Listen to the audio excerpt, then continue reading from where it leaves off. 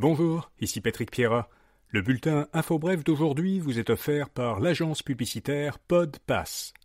Voici l'essentiel des nouvelles en ce mardi 25 février. Le premier débat de la course à la chefferie du Parti libéral du Canada a été plutôt amical et il a montré des idées convergentes. Mark Carney, Chrystia Freeland, Karina Gould et Frank Baylis ont débattu en français hier soir. La guerre commerciale contre les États-Unis a occupé une part importante des échanges. Chrystia Freeland a souligné qu'elle avait déjà affronté Donald Trump lors de son premier mandat. Les autres candidats ont toutefois noté que le président américain ne représentait pas à l'époque la même menace qu'aujourd'hui. Mark Carney a, plus que les autres candidats, critiqué les idées du chef conservateur Pierre Poilievre, qu'il a qualifié de « mauvaise personne au pire moment pour l'économie canadienne ». Aucun des candidats ne prévoit de réduire les transferts aux provinces. Aucun candidat non plus ne s'est engagé à soutenir un projet de constitution québécoise.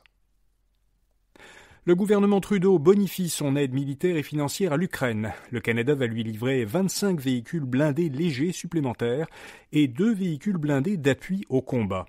Par ailleurs, le gouvernement fédéral versera dans les prochains jours à l'Ukraine la première moitié des 5 milliards de dollars d'actifs russes qu'Ottawa a saisis à la Russie dans le cadre de sanctions économiques. Justin Trudeau a indiqué qu'il était absolument possible que des soldats canadiens se joignent, après la conclusion d'un éventuel accord de paix, à une force internationale qui aurait pour mandat d'assurer le maintien de la paix en Ukraine. L'Assemblée générale de l'ONU a rejeté une résolution américaine et réaffirmé son soutien à l'Ukraine. Les États-Unis n'ont pas réussi à faire approuver une résolution qui visait à mettre rapidement fin à la guerre en Ukraine et qui ne mentionnait ni l'invasion russe ni le respect de l'intégrité territoriale de l'Ukraine. Cette résolution n'a été adoptée qu'après avoir été amendée pour y ajouter que la Russie avait envahi l'Ukraine, violant ainsi la Charte des Nations Unies. Une autre résolution, soumise par l'Ukraine et appuyée par les pays européens, a elle aussi été adoptée. Elle exige le retrait immédiat, complet et sans condition des troupes russes du territoire ukrainien. Québec resserre les règles concernant les achats gouvernementaux en ligne. Le gouvernement Legault va limiter l'approvisionnement des ministères et des organismes publics sur les sites d'achat en ligne qui, comme Amazon, vendent très peu ou pas du tout de biens québécois. Selon les nouvelles règles qui sont fixées par le gouvernement, les employés des ministères devront obtenir une autorisation pour effectuer des achats en ligne et les organismes publics devront adopter des lignes de conduite internes qui concernent l'achat québécois. La présidente du Conseil du Trésor, Sonia Lebel, a également annoncé que les stratégies d'acquisition du gouvernement seront modifiées pour y inclure des critères qui favoriseront les entreprises québécoises. Donald Trump a répété que des tarifs douaniers seront imposés au Canada la semaine prochaine. Le sursis d'1 mois accordé par le gouvernement américain au Canada et au Mexique arrive à son terme dans exactement une semaine, le 4 mars. Donald Trump a dit hier lors d'une conférence de presse que la taxe douanière de 25% sur tous les produits physiques qui proviennent de ses deux voisins nord-américains serait appliquée à temps selon le calendrier prévu. Le pétrole et le gaz canadiens doivent, eux, être visés par une taxe de 10% et non 25%. Un mot maintenant de notre commanditaire. Vous cherchez un moyen efficace de rejoindre une audience engagée ?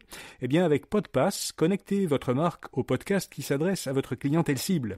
Chaque campagne est soigneusement conçue pour s'intégrer de façon naturelle dans le contenu, en étant lue par des animateurs, exactement comme je le fais en ce moment.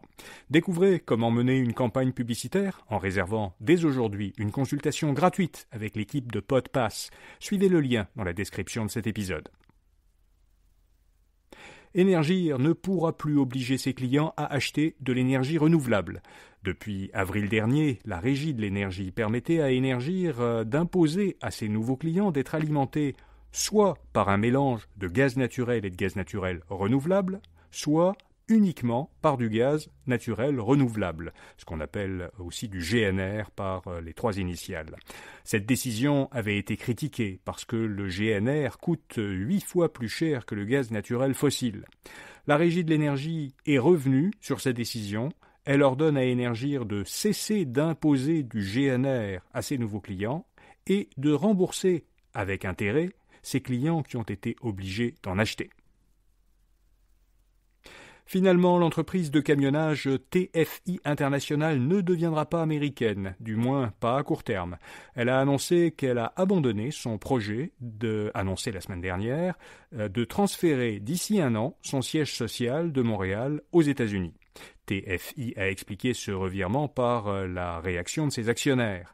La Caisse de dépôt, qui est l'un des principaux actionnaires de TFI, avait exprimé son mécontentement face aux intentions de l'entreprise. Le service chinois Temu souhaite se positionner au Canada comme vendeur de produits canadiens. Le service de vente en ligne lance ce qu'il présente comme un modèle local à local. Ce modèle doit permettre aux entreprises enregistrées au Canada d'y vendre leurs produits à condition qu'elles puissent elles-mêmes les faire distribuer aux clients.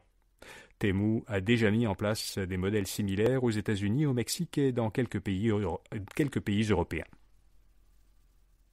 Apple prévoit d'investir dans les 4 prochaines années 500 milliards de dollars américains aux États-Unis. Cet investissement comprendrait l'embauche de 20 000 travailleurs, principalement en recherche et développement, et la construction au Texas d'une usine de fabrication de serveurs conçue pour faire fonctionner l'application Apple Intelligence sur les appareils Apple.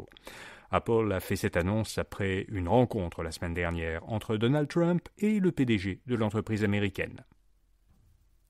Et puis le Globe and Mail dressait pour l'année 2025 sa liste annuelle des meilleures actions canadiennes à dividendes. Les 20 entreprises qui y figurent sont jugées comme étant en bonne santé financière et ayant un titre boursier bon marché et susceptibles de fournir des revenus de dividendes réguliers. La liste comprend quelques entreprises québécoises, dont Cogeco Communication, IA Groupe Financier et la Banque Laurentienne. La liste complète est disponible aujourd'hui à infobref.com ou dans les notes de cet épisode. Voilà, vous savez l'essentiel. Bonne journée et à demain matin.